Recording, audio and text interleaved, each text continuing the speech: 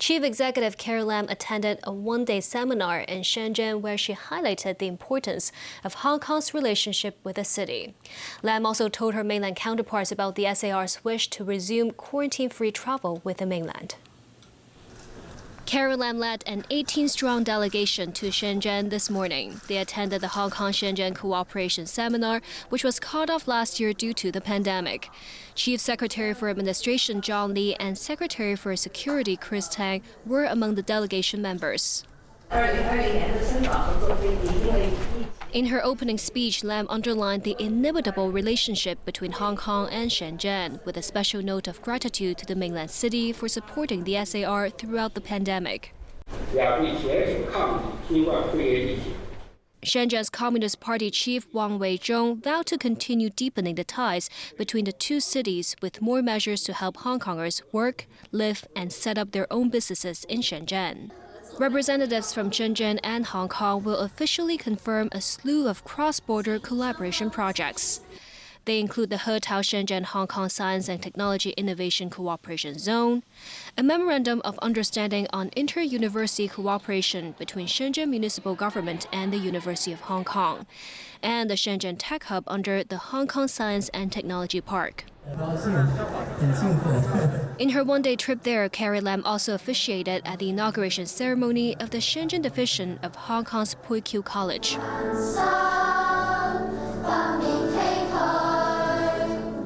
About 80% of its 1,200 students are Hong Kongers. Lam hopes the school's symbolic opening will nurture a new crop of talents who have both national consciousness and also Hong Kong sensibilities.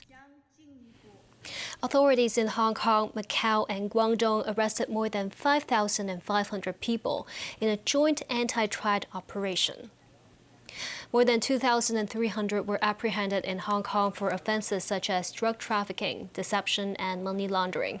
They include children as young as 11.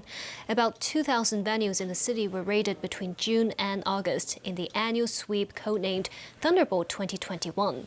They include illegal gambling centers, bars, party rooms, and vice establishments. Weapons and drugs were also seized. The gambling center's bookmaking records revealed some $3.6 billion worth of illegal bets, the largest amount uncovered in a decade. Authorities also issued 3,000 fixed penalty tickets for flouting the gathering ban during the operation.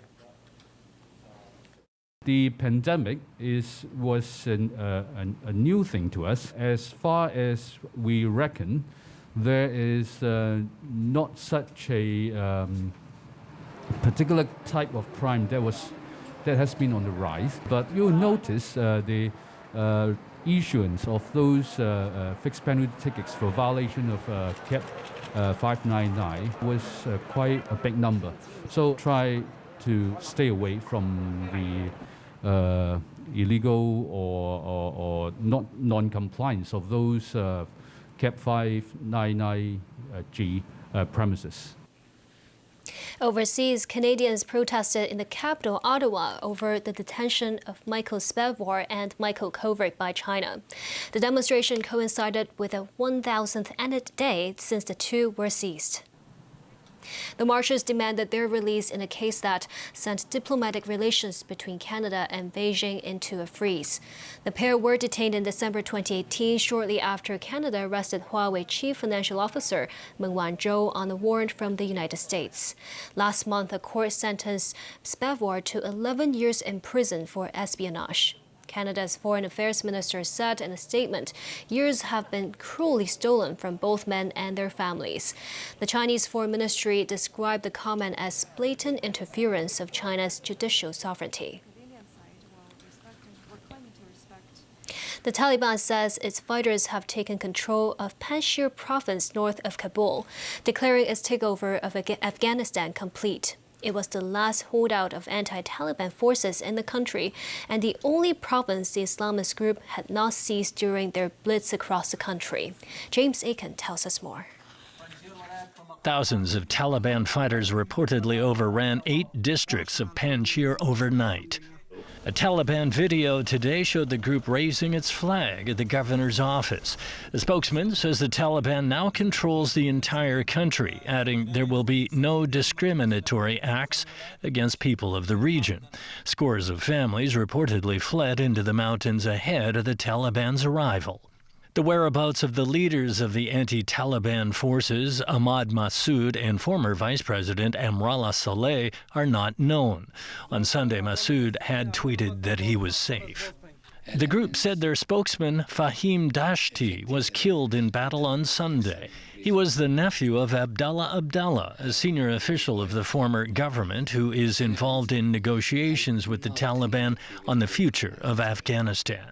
Afghanistan's domestic flights, which were suspended following the takeover by the Taliban, resumed over the weekend. But at Mazar-e-Sharif Airport in northern Afghanistan, 6 international flights were still waiting to take off. In Washington, D.C., the top Republican on the House Foreign Affairs Committee says some Americans are in those airplanes ready to leave, but the Taliban are not letting them take off. 6 airplanes with American citizens on them as I speak, also with these interpreters, and the Taliban is holding them hostage for demands right now. The state has cleared these flights, and the Taliban will not let them leave the airport. The U.S. government had not confirmed any Americans were trying to leave from the airport. An airport official said the situation was being sorted out and that the would-be passengers were Afghans, many of whom did not have passports or visas. James Aiken, TVB News. Back locally, 3 service centers have been set up in Central, Taipo, and Tumun to assist residents who need to resubmit information to receive the government's consumption vouchers. Some applicants, mostly seniors, lined up outside the center in Central an hour in advance. Meanwhile, not many people were seen in Tumun, but some registrants said authorities were acting too slowly.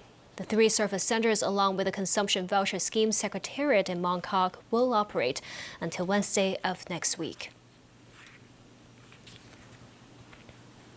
A lawmaker says the taxi industry is currently testing out a device that will hopefully enhance